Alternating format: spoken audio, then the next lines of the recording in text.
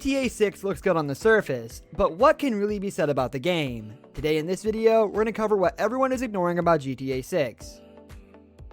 Take all this information with a pinch of salt. Make that 2 pinches actually, since the game is reportedly very early in development, but the latest alleged GTA 6 comes from the Reddit user JackoLantern1982.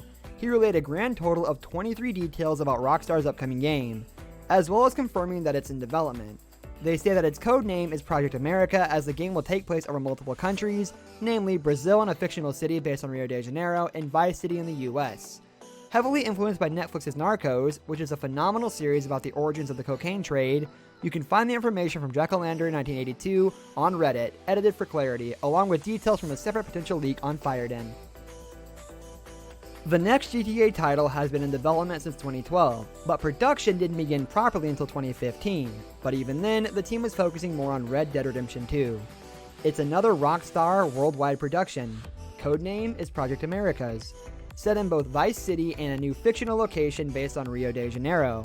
Some linear missions take place in Liberty City, but it isn't an open world. Think Ludendorff in GTA 5.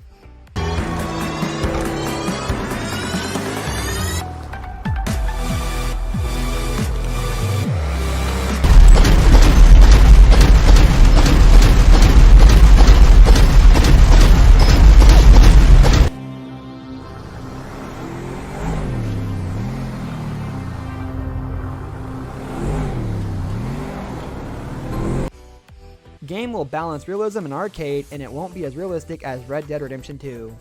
One playable protagonist, male, not female, despite supposed leaks.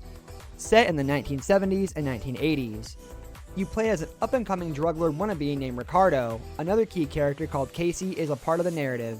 You start off as a grunt doing runs as a cocaine smuggler from Vice City to the new large South American area before making connections with big-time drug lords and making your way up multiple cities. There will also be a giant prison which will play a part in the game.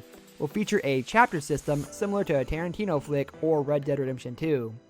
Weather is a heavy focus, hurricanes, floods, etc.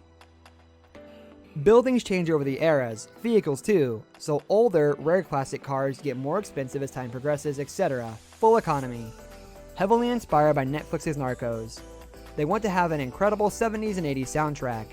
A younger Martin Madrazo will make an appearance, as well as father, who was a big drug lord at the time. He will do some missions for the Madrazo family involving hits on other gangs. Drug empire building is a mechanic similar to Vice City stories, but bigger. Think the GTA Online system and dial it up to 10. You can only have weapons in your person, no arsenal in your back pocket, like Red Dead Redemption 2. Your personal vehicle will be like your horse saddle in Red Dead Redemption 2. All your equipment is stored in the trunk. You can also store your body armor in the car. If you wear it, it appears, no longer just an invisible thing.